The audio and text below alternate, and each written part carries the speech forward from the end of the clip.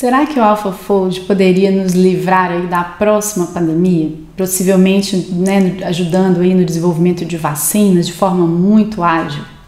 Bom, muito se tem falado sobre esse novo método, que é o AlphaFold, que é um método para modelagem de proteínas, e eu vi um artigo recentemente que tem exatamente esse título, né? Será que a gente poderia ser levado para fora, da próxima pandemia através do AlphaFold?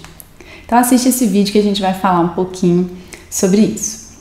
Bom, então o AlphaFold é um método de modelagem de proteínas, modelagem teórica de estruturas de proteínas baseado em redes neurais profundas, ou seja, um método de aprendizado de máquina, de inteligência artificial, que tem aí sido muito falado por ter uma capacidade de construir modelos com alta acurácia. E quando a gente fala do desenvolvimento de vacinas, a estrutura de proteínas, ela pode e tem ajudado bastante no desenvolvimento de vacinas mais potentes, inclusive no caso da pandemia de Covid-19.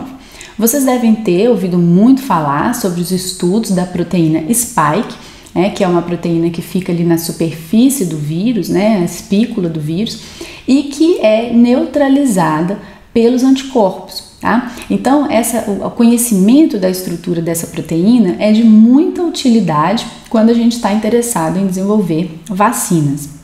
No caso específico da proteína Spike, ela é uma proteína que sofre uma grande mudança conformacional para realmente fazer com que o vírus ingresse dentro da célula. Então a gente coloca essa figura aqui que mostra a mesma proteína Spike em dois estados diferentes. No estado pré-fusão, que é o estado normal dela ali no capsídeo do vírus, e no estado pós-fusão. Então vejam que ela sofre uma mudança conformacional muito considerável para realmente ingressar ali na membrana da célula. Tá? No caso específico das vacinas contra a Covid-19, já se sabe que foi necessário utilizar trechos dessa proteína Spike ou a proteína Spike estabilizada no estado pré-fusão. Tá? No caso, o desenvolvimento das vacinas com as proteínas nesse estado provocaram aí um maior poder de neutralização dos anticorpos. Tá? Então, como é que essa estabilização pode ser feita? Essa estabilização pode ser feita por meio da adição de contatos, de interações na proteína. Então a gente pode, por exemplo, introduzir resíduos de cisteína, de forma que eles vão formar ligações de sulfeto e estabilizar a proteína naquele estado pré-fusão, para que ela não consiga evoluir para o estado pós-fusão. Ligações do tipo ponte salina também, que são bem fortes, ligações eletrostáticas bem fortes. Outra coisa que foi utilizada foi a introdução de resíduos hidrofóbicos no core da proteína, em regiões que tinham espaço, espaço mais vazio ali. E há relatos de que essa estratégia foi capaz de aumentar em 10 vezes a neutralização dos anticorpos resultantes. Tá?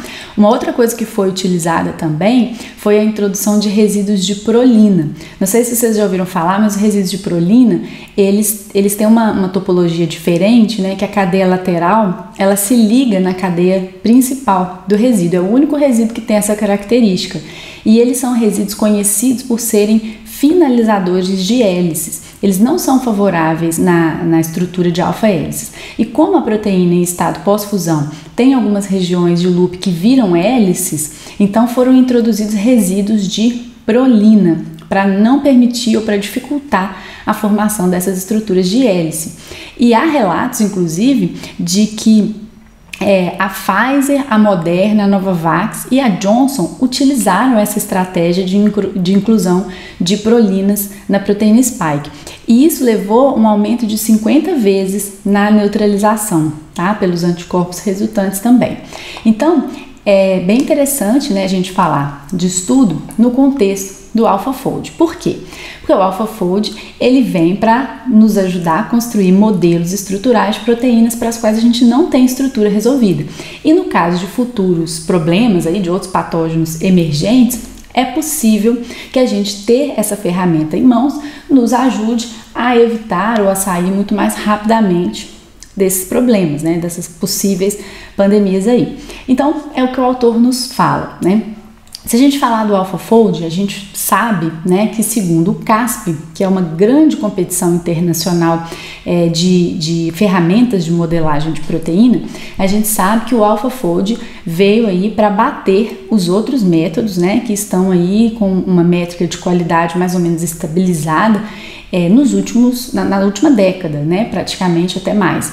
Então, o AlphaFold veio para trazer novos modelos, né, com uma acurácia muitas vezes equiparáveis até os modelos experimentais, tá? Então a gente tem aí que o AlphaFold é uma grande promessa e o autor do artigo que eu usei como base para esse vídeo, ele vem exatamente para discutir se o AlphaFold seria o suficiente, né, para nos ajudar aí a sair de uma nova pandemia, em termos de resolver as proteínas do patógeno que nos ajudam, por exemplo, a desenvolver vacinas e fármacos. Mas o autor discute que na realidade existem aí 5 ou mais problemas em aberto e que ainda precisam ser trabalhados e precisam ser resolvidos, tá? Então a gente vai discutir aqui brevemente cada um desses problemas em aberto na bioinformática estrutural, que são áreas em que a gente ainda pode trabalhar, porque o AlphaFold não resolve ainda. Então o primeiro deles é que o AlphaFold não trata de mudanças conformacionais. Então, se você tem a proteína spike e ela sofre aí uma mudança conformacional grande como essa, né, é óbvio que a gente tem a mesma sequência e 2 conformações completamente diferentes. Então, o AlphaFold, obviamente, ele é um método de modelagem de estruturas estáticas e ele não é capaz de lidar com esse tipo de mudança conformacional. Então, isso é um problema que permanece em aberto, tá? E especialmente no caso do SARS-CoV-2 e da proteína spike, ele não seria a solução imediata para o problema, tá? Uma outra questão muito importante e que também tem relação aqui no caso com a proteína spike são as modificações pós-traducionais. A gente sabe que grande parte das proteínas elas precisam ser modificadas, né, após sua síntese, e uma modificação pós-traducional bem comum é a glicosilação, que é a ligação de moléculas de açúcar na superfície da proteína.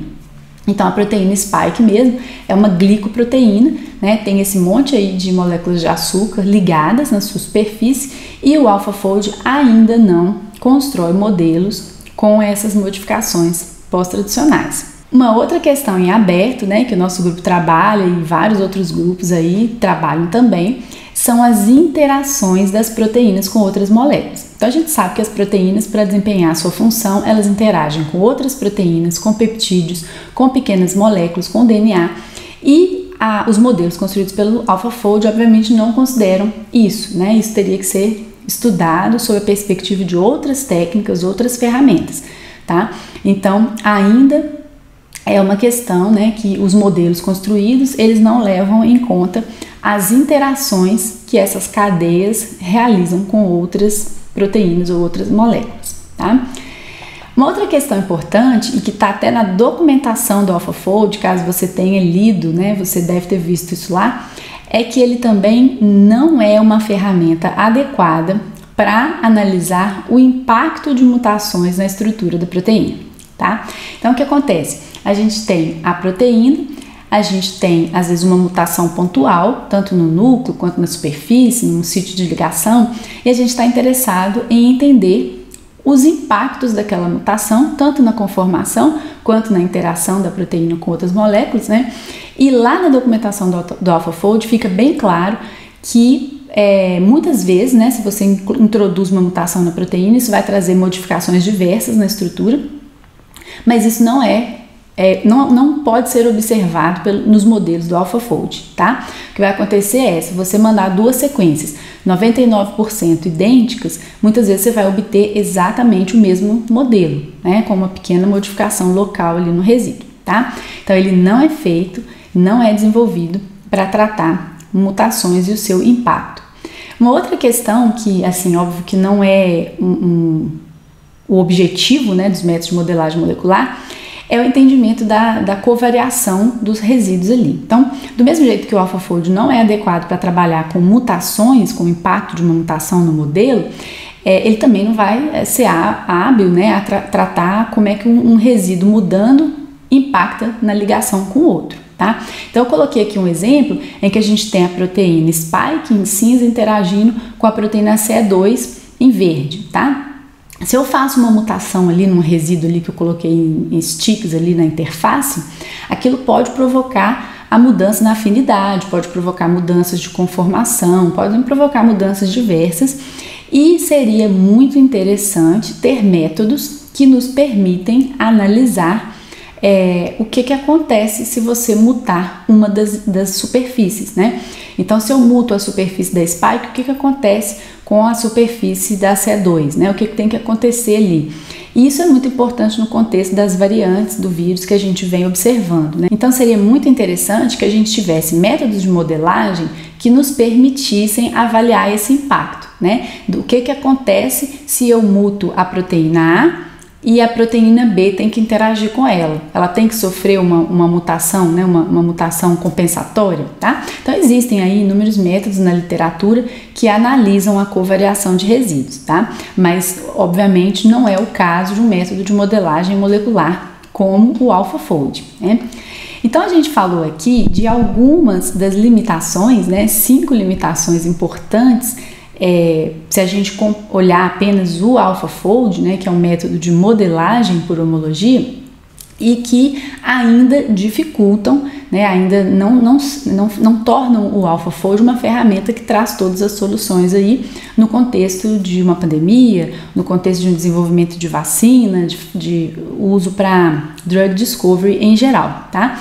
Que é interessante, eu quis trazer para vocês, porque exatamente são 5 problemas de pesquisa, são problemas em aberto que nós podemos trabalhar no contexto da bioinformática estrutural, e certamente muitos grupos já estão trabalhando com isso também, tá?